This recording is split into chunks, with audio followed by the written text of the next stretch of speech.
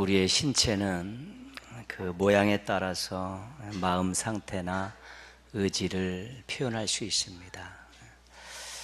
주먹을 불끈 쥐면요, 무언가를 결심했고 또 화이팅 하자는 그런 의미입니다. 어깨를 쫙 펴면 좀 당당함이 있음을 우리가 알게 되고요. 또 고개를 세우고 꼿꼿이 세우고 있으면 자신감을 엿볼 수가 있습니다. 반대의 모습도 있습니다. 손을 그냥 늘어뜨리면 포기한 것이고요. 어깨가 축 처져 있으면 기가 죽은 것이고요. 고개를 숙이고 있으면 낙심한 것입니다. 그래서 격려하는 말들이 이 신체 부위와 관계가 있죠. 절대로 손을 늘어뜨리지 마라. 어깨를 펴라. 고개 숙이지 마라. 이런 어떤 신체의 이런 밝음, 긍정적이고 적극적인 모습들을 권면하면서 마음에 있는 낙심한 것들, 포기한 것들, 의기소침한 것들을 회복시키려는 격려의 말들을 하는 것입니다. 고개를 숙이면 보통 어깨가 처지고 손을 늘어뜨리게 되어 있습니다. 그래서 고개 숙이지 말라는 말은 큰 의미를 담고 있죠. 위로와 격려와 용기와 소망을 주는 말이 대표적인 것이 고개 숙이지 마라, 고개 들라, 그런 것입니다. 우리가 최근에 이제 베트남 축구에 열광하고 있습니다. 그 박항서 감독에 대한 일화들이 많기 때문에 그렇죠. 지난번에 23세 이하 국가대표가 중국에서 결승전을 치른 적이 있습니다. 그때 춥고 눈이 엄청나게 많이 왔습니다. 그때 베트남 선수 23명 가운데 눈을 본 선수는 2명밖에 없습니다. 눈에서 공을 차본 선수는 1명도 없습니다. 그래도 아주 선전을 했고 마지막 1분을 남겨놓고 골을 먹어서 준우승에 거쳤죠. 대기실로 돌아왔는데 선수들이 아주 기가 팍 죽어 있습니다. 그때 이제 박항서 감독이 통역을 통해서 한 중요한 말이 그거죠. 고개 숙이지 마라. 너희들은 즐길 자격이 있다. 최선을 다해 고개 숙이지 마라. 그렇게 격려했는데 그것이 선수들에게도 감동이 됐고 베트남 국민들에게도 엄청나게 큰 감동으로 자리 잡게 된 것이죠. 최선을 다했다. 즐길 자격이 있고 앞으로도 너희들은 더 성장할 가능성이 있으니까 지금 이 한 번의 경기로 전혀 해보지도 못했던 날씨 가운데 했던 이 경기 한 번으로 포기하거나 의기소침하지 마라. 고개 숙이지 마라. 그렇게 격려해서 그 후 베트남 축구는 계속 성장하고 지금 선전을 계속하고 있는 것입니다. 성경에는 하나님의 위로와 격려와 소망의 말씀이 굉장히 많습니다. 우리가 말씀을 잘 읽으면 정말 우리들에게 주신 위로와 격려와 소망의 말씀을 엄청나게 많이 발견할 수 있습니다. 하나님께서 성경 안에 왜 위로와 격려와 소망의 말씀을 그렇게 많이 담아 놓으셨을까요? 그것은 바로 우리가 연약한 사람들이기 때문에 그런 것입니다. 좋지 않은 환경 때문에 불평하고 낙심하기도 하고요. 맞지 않는 사람 때문에 힘들어하고 풀리지 않는 일 때문에 절망하고 포기하기도 하고요. 자신의 우유부단함과 무능력 때문에 참으로 절망하기도 하는 것이죠. 우리가 연약한 존재임을 알기 때문에 하나님께서 위로와 격려와 소망의 말씀을 많이 담아 놓으셔서 그것을 읽음을 통해서 하나님이 어떤 마음을 갖고 계시고 그것을 받아들임을 통해서 삶 속에서 어떤 일이 일어날 것인가에 대한 기대를 갖고 낙심하지 말고 포기하지 말고 용기 100배에서 살라고 그런 말씀들을 오래전에 이미 다 기록을 해 놓으신 것입니다.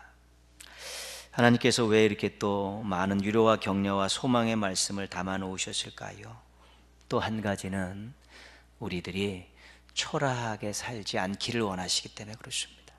환경 때문에, 사람 때문에, 자신의 무능력함 때문에 정말 낙심하고 눈치 보고 비굴하게 사는 것 원하시지 않기 때문에 위로와 격려와 소망의 말씀을 주시면서 이 모습이 너의 전부의 모습이 아니다라고, 얼마든지 이 환경을 뚫고 일어날 수 있을 거라는 그런 귀한 말씀들을 쏟아부어 주시면서 이렇게 살아서는 안 되는구나, 이런 자세와 태도를 가지면 안 되는군가를 깨닫고 정말 새롭고 멋진 모습으로 살기를 원하시기 때문에 위로와 격려와 소망의 말씀을 많이 담아 놓으신 것입니다.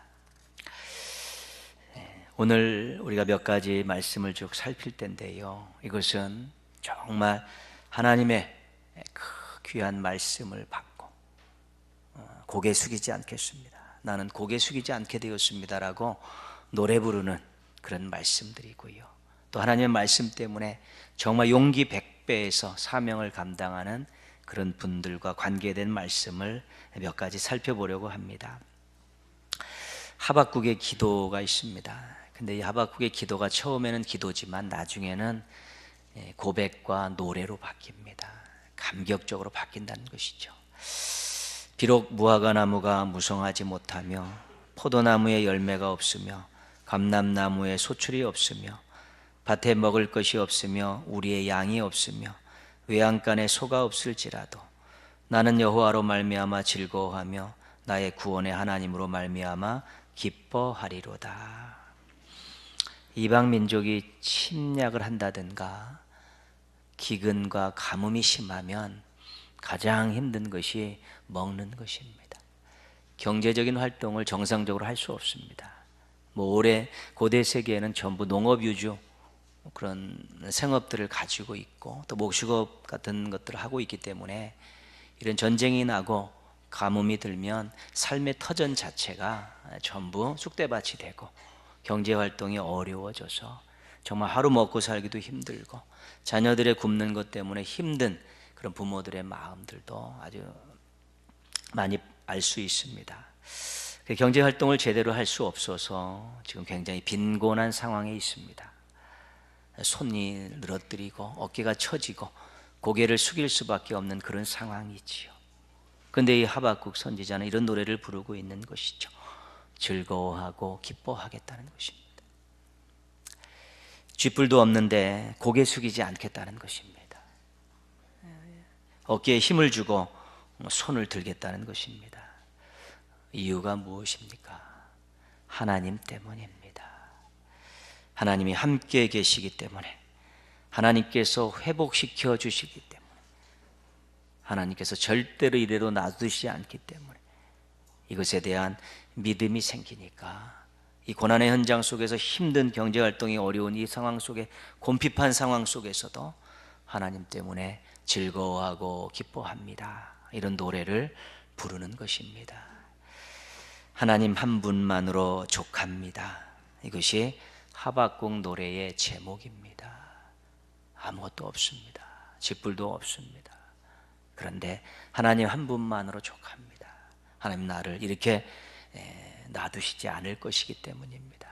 하나님 함께 하시기 때문이고 나를 인도하실 것이기 때문입니다. 그래서 기뻐하고 즐거워합니다. 하나님 한 분만으로 족합니다. 이런 노래를 부르고 있는 것입니다. 스바냐의 노래도 우리가 잘 알고 있는 노래입니다. 너희 하나님 여호와가 너희 가운데 계시니 그가 구원을 베푸실 전능자이시라. 그가 너로 말미암아 기쁨을 이기지 못하시며 너를 잠잠히 사랑하시며 너로 말미암아 즐거이 부르며 기뻐하시리라 하니라. 이방 민족의 침략으로 힘든 시간을 보내고 있습니다. 속절없이 무너지는 국력 앞에서 손을 늘어뜨릴 수밖에 없습니다. 대항할 수 없는 무기력함에 어깨가 처질 수밖에 없습니다. 다시 맞서 싸워 이길 수 없기 때문에 고개를 숙일 수밖에 없는 것입니다. 도저히 자신들의 능력으로는 이방 민족을 상대할 수 없기 때문에 손을 늘어뜨리고 어깨가 처지고 고개를 숙이고 있는 것이지요. 근데 이 상황 속에서 기쁨과 즐거움을 회복할 수 있다고 노래하고 있는 것입니다. 이유가 뭡니까? 하나님 때문입니다. 어둠 속에서 빛을 보았습니다. 하늘이 무너진 상황인데 솟아날 구멍을 발견한 것입니다. 하나님께서 아직도 자신들을 사랑하신다는 것입니다. 자신들이 당당하게 사는 모습을 바라보고 싶어 하신다는 것이고, 그 모습을 보신 하나님께서 기뻐하신다는 사실을 알게 된 것입니다. 수치를 당하고 무기력한 모습이지만 그럼에도 불구하고 하나님이 사랑하시기 때문에 하나님께서 반드시 그 적군들을 물리쳐 주실 것이라는 확신과 소망을 가질 때 그들이 이 노래를 부를 수 있었던 것입니다. 계란으로 바위를 치는 답답한 상황에서도 고개를 들 수 있었다는 것입니다. 하나님이 우리를 위해서 싸우십니다. 스바냐 노래의 제목입니다. 하나님이 우리를 위해서 싸우십니다. 그 노래를 부를 수 있기 때문에 그가 소망의 끈을 놓지 않은 것입니다. 여호수아가 근 40년 동안 모세의 곁을 지키면서 수종을 들었습니다.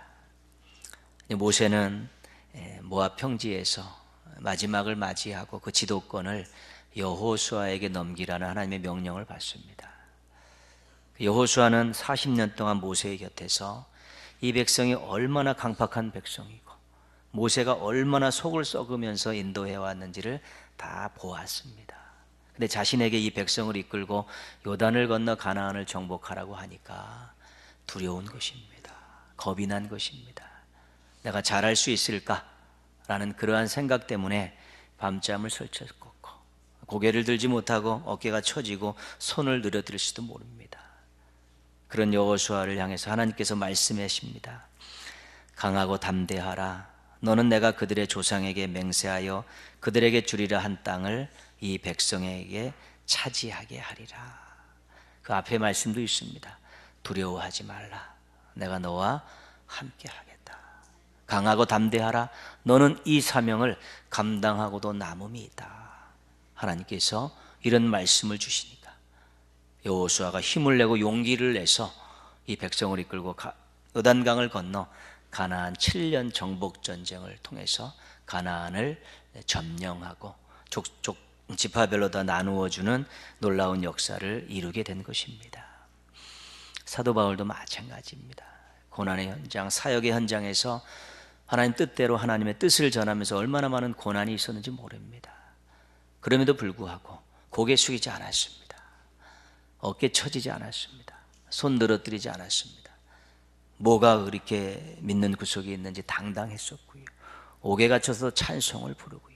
공회 앞에서도 죽을 만한 그런 말들을 막 쏟아붓는 그런 일들을 했습니다. 왜 그렇습니까? 하나님 때문입니다. 여호수아와 바울에게는 하나님이 도와주시면 할 수 있습니다. 이런 노래를 가지고 있었기 때문에 그렇습니다. 내게 능력 주시는 자 안에서 내가 모든 것을 할 수 있느니라. 그 노래가 그 노래입니다. 하나님이 도와주시면 할 수 있습니다. 이 노래를 불렀기 때문에 하나님의 뜻을 받들 때 주저하는 마음, 하나님의 순종하며 살아가는 삶의 자리, 사역의 현장에서도 굴하지 않는 당당한 모습으로 하나님께 기쁨을 안겨드릴 수 있었던 것입니다. 경제적인 어려움은 우리들에게 평생 따라다니는 꼬리표와 같습니다. 나라가 어렵고 사회가 어려우면 같이 어려워지고요. 또 자신의 실수로 그럴 수도 있고, 또 일이 풀리지 않아서 그럴 수도 있고, 또 속임을 당해서 그럴 수도 있고요. 늘 경제적인 어려움이라는 것은 있는 것이고요. 또 감당할 수 없는 환경에 처할 수도 있습니다. 아무리 노력해도 안 되는 그런 일들이 우리 인생 가운데는 몇 번씩 다가오는 것입니다. 또 하나님의 뜻대로 살려고 하는데, 하나님 맡겨주신 사명을 감당하려고 하는데 거기서도 또 뜻하지 않은 어려움들이 있고 힘들 수가 있습니다. 그때 손을 늘어뜨리고 어깨가 처지고 고개를 숙이면 기대할 것이 없는 것입니다. 그 모습을 하나님께서 기뻐하시지 않습니다. 다시 아름다운 노래를 불렀던 신앙의 선배들을 찾아서 말씀 속으로 들어가는 것이죠. 하나님 한 분만으로 족합니다. 하나님이 도와주시면 할 수 있습니다. 하나님께서 놀라운 역사를 이루신다는 그 하나님에 대한 아름다운 노래를 가지고 우리도 당당하게 살 수 있어야 되는 것입니다. 하나님 자녀이면 뭐합니까? 아버지 하나님의 사랑을 믿지 않는데, 하나님의 백성이면 뭐합니까? 왕 되시고 창조주 되신 하나님의 능력을 신뢰하지 않는데요. 하나님의 사랑과 하나님의 능력을 신뢰하지 않으면 손을 떨어뜨리고 어깨가 처지고 고개를 숙이며 살아갈 수밖에 없는 것입니다. 하나님의 자녀라면 아버지 하나님의 사랑을 의지하고, 하나님의 백성이라면 왕 되시고 창조주 되신 하나님의 능력을 의지하면서 다시 손을 올리고 어깨에 힘을 주고 고개를 들고 하나님께서 행하실 일들을 바라보고 앞으로 펼쳐질 일들에 대한 소망을 갖는 것, 그런 태도가 믿음의 태도고, 그 믿음의 태도가 있어야 삶이 변화되는 것들을 경험하며 살 수 있게 되는 것입니다. 하나님의 자녀답게, 하나님의 백성답게 환경에 맞서서 또 당당히 싸우는 멋진 모습들 유지하기, 또한 그런 일들을 이루는 것들을 경험하며 사시기를 주님의 이름으로 축복합니다. 하나님께서는 우리가 당당하게 살기를 원하십니다. 여러분도 부모의 입장에서 자녀들이 어디 가서 눈치 보고 또 비굴하게 살고 사람들 사이에서 인정받지 못하고 살면 얼마나 속상합니까? 그것만큼 속상한 일은 없는 것이지요. 우리 아버지 하나님께서도 우리가 어디 가서 손 들어뜨리고 어깨 처지고 고개 숙이면서 또 빌빌거리고 살고 눈치 보며 살고 또 비굴하게 살고 이런 것들 원하지 않으시는 것입니다. 그래서 하나님께서 오늘 말씀을 통해서 그런 아름다운 선배들의 모습을 보여주신과 더불어서 그렇게 살지 말아야 될 근거를 제시해주고 또한 동기부여를 시켜주려고 귀한 말씀을 이사야서에 담아 놓으셨습니다. 오늘 그것을 한번 찾아보려고 합니다. 이사야 40장부터는 소망의 말씀입니다. 1장에서 39장은 심판의 말씀이 주된 내용이지만 40장부터는 소망의 메시지가 담겨 있습니다. 두려움과 답답함과 절망에 빠진 이스라엘 백성들에게 주시는 말씀 선물 세트입니다. 현실에서 나타나는 알짜배기 선물 세트입니다. 이 모든 일들이 10절 한 절에 압축되어 요약하고 있습니다. 10절 같이 한번 읽겠습니다. 두려워하지 말라, 내가 너와 함께 함이라. 놀라지 말라, 나는 내 하나님이 됨이라. 내가 너를 굳세게 하리라. 참으로 너를 도와주리라. 참으로 나의 의로운 오른손으로 너를 붙들리라. 아멘. 이 10절 말씀에는 약속이 담겨져 있습니다. 엄청나게 많은 약속이 담겨 있죠. 함께 하겠다, 굳세게 하겠다, 도와주겠다, 붙들겠다, 이런 약속이 담겨 있죠. 한 절 안에 이렇게 많은 약속이 담겨 있는 성경은 없습니다. 그래서 선물 세트라고 말씀드리는 이유가 거기에 있습니다. 내가 너 함께 하겠다, 너를 굳세게 하겠다, 너를 도와주겠다, 너를 붙들어야겠다, 그렇게 말씀하시면서 이 약속의 말씀을 붙들고서 절대로 손 늘어뜨리지 말고 어깨 처지지 말고 고개 들고 그렇게 인생을 경영하기를 원하시는 것입니다. 좋지 않은 환경 때문에 또 어떤 사건 때문에 흔들릴 수 있습니다. 신앙이 흔들리는 사람도 있고요, 인생이 흔들리는 사람도 있고요, 가정이 흔들리는 사람도 있습니다. 흔들린다는 것은 기반이 약하다는 것입니다. 지탱해 줄 만한 것이 없을 때 흔들리는 것입니다. 근데 하나님께서는 약속을 붙들라는 것이지요.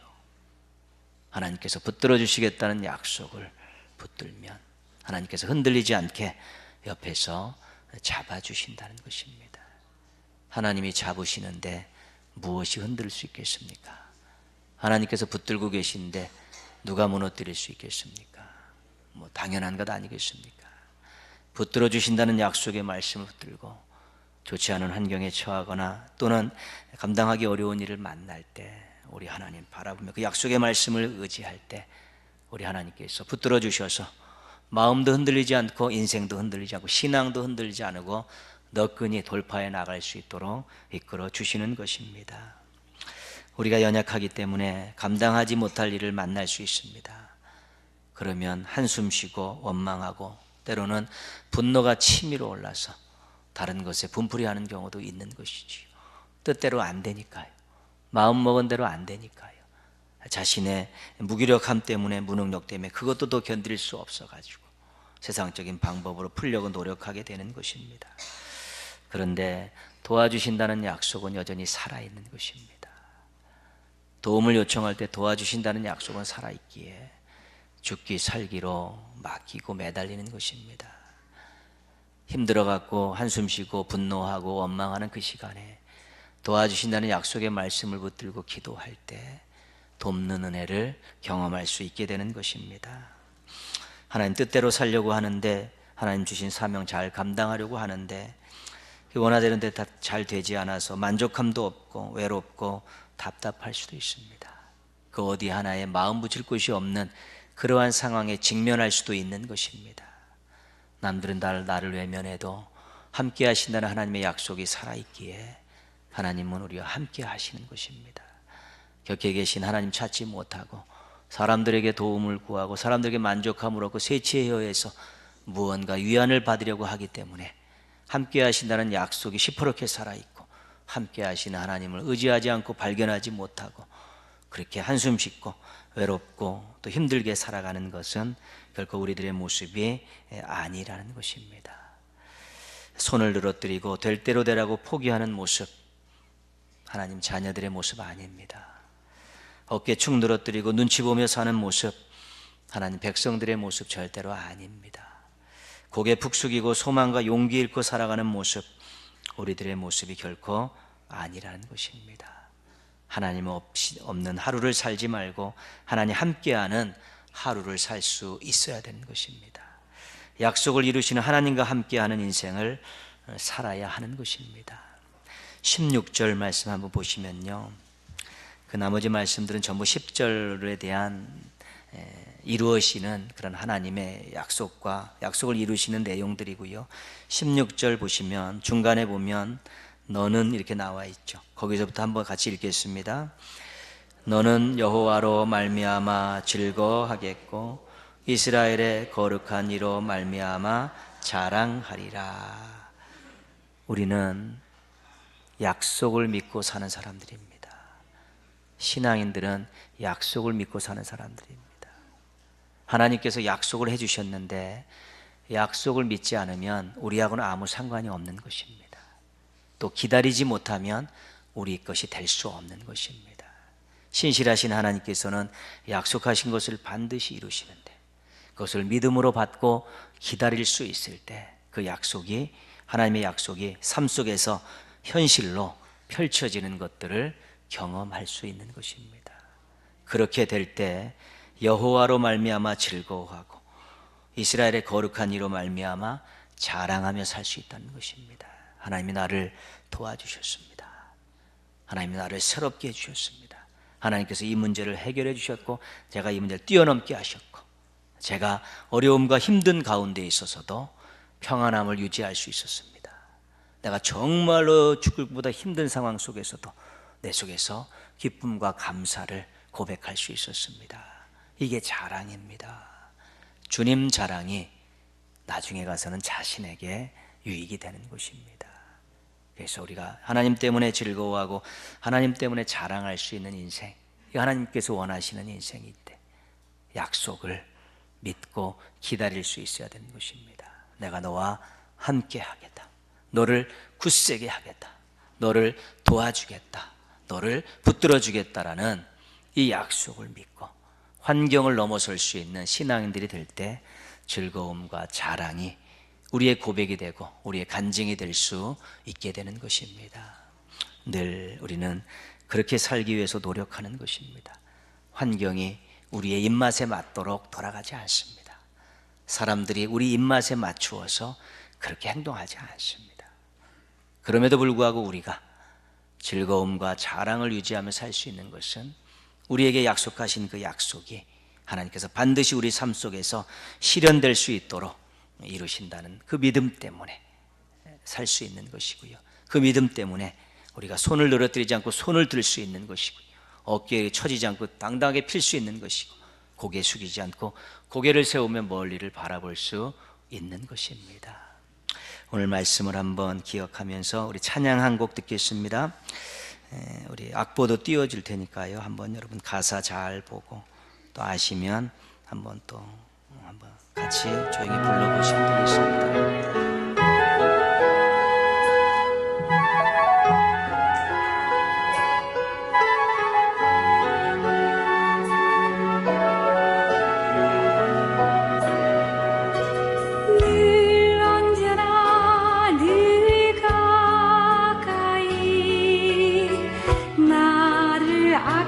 주시는 분,